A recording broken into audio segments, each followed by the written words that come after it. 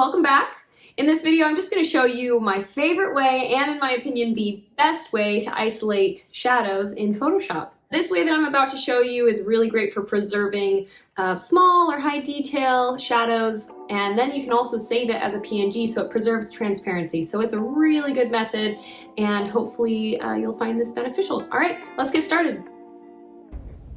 Okay, so you'll start with your product image, and then I come over here and I'm going to duplicate. Can either right click and press duplicate layer, or I can hold down Option on a Mac, Alt on a PC, and just drag this up and it will copy that layer. If it's not letting you copy, check that you don't have the layer locked.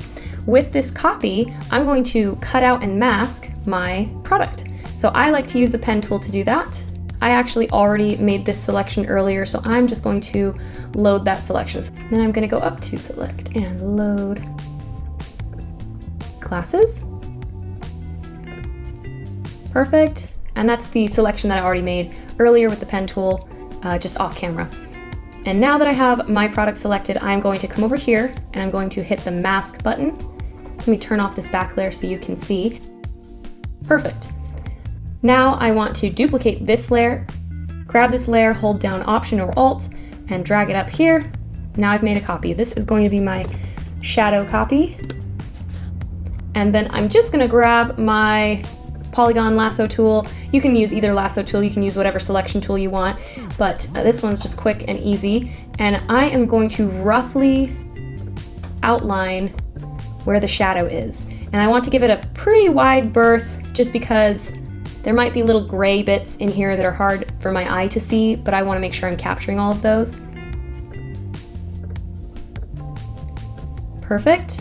All right, and then I'm going to do Shift Command I to invert that selection, or if you don't want to use the hotkey, you can go up to Select and Inverse. And then I'm just going to hit Delete on my keyboard, and that deleted everything except for my selection. Perfect. And then Command D to deselect.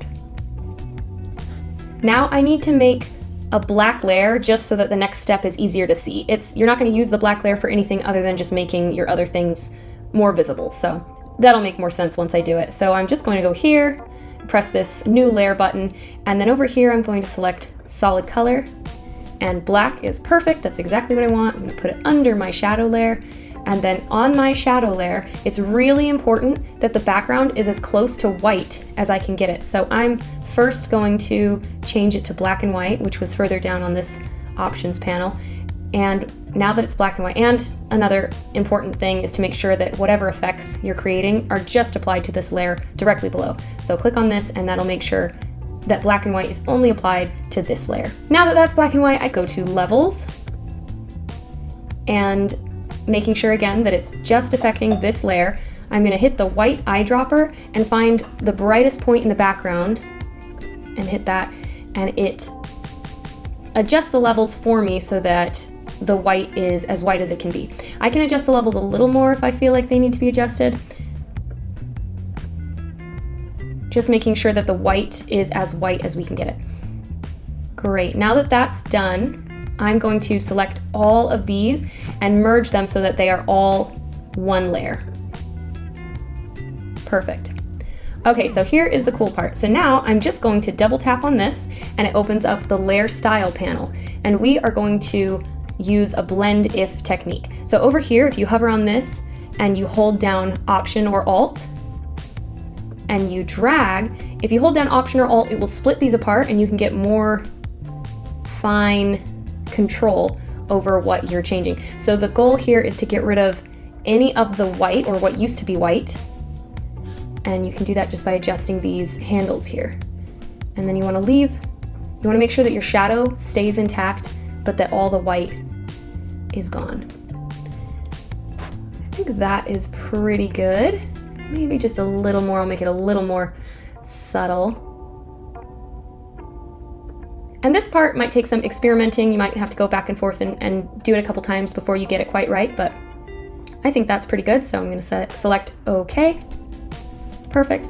And then what I want to do is I want to select all these little pixels, everything in this layer, but when I go over here and I do Command Tap, it selects the entire cutout. So the way around that, so I'm going to deselect Command D, is to create a totally empty layer. There's nothing in this layer. I'm gonna right click, merge down, and for some reason now when I go Command Tap, now it selects just the pixels that we want to select. So with that selected, I'm going to come over here and do solid color and make it black.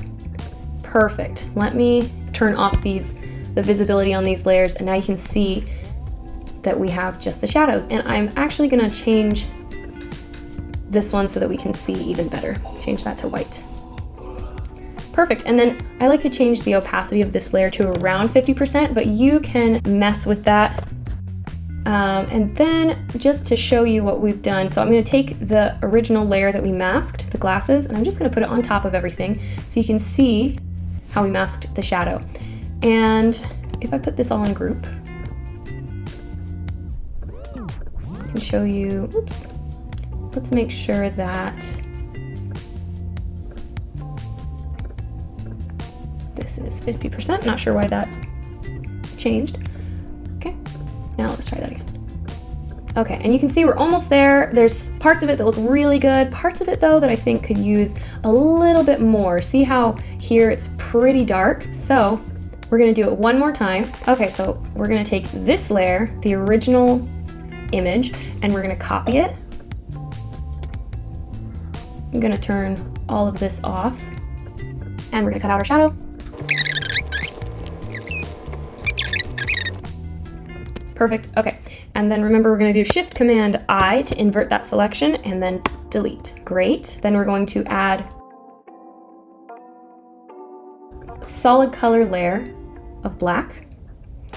And we're gonna change this to black and white. We're going to adjust the levels. Click on the white eyedropper, click on the white, and there is our adjustment. Just a little more, actually pretty happy with that. Okay, great, and now we're gonna select all of these, merge. Now that we have our black and white layer, we're going to double tap, open up the layer style panel, and then holding down Alt or Option, we're going to drag the sliders. Now this time, because I just wanna preserve some of the black area here, I'm actually gonna go in a lot further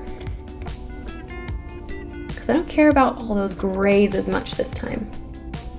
I just want the darker shadows.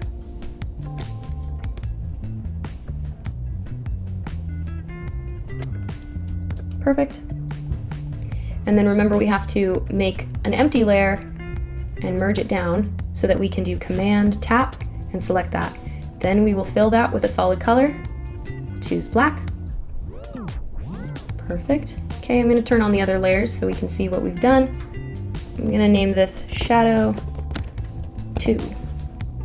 And we'll name our other shadow up here Shadow 1. We'll name this one Glasses. This one we don't need anymore. And this one we don't need anymore. So what do we have? We have our glasses, we have the first shadow that we made. This is just a background fill. This is also a background fill that we don't need anymore. And I'm going to take our second shadow, put it at 50%, and move these two into this group, just so that we can toggle the group. Okay, so my favorite thing about this method is that we can change the color of the shadow. So this was our first shadow. We could change this shadow to be a little more brown, maybe. This shadow, I'm gonna move this shadow on top.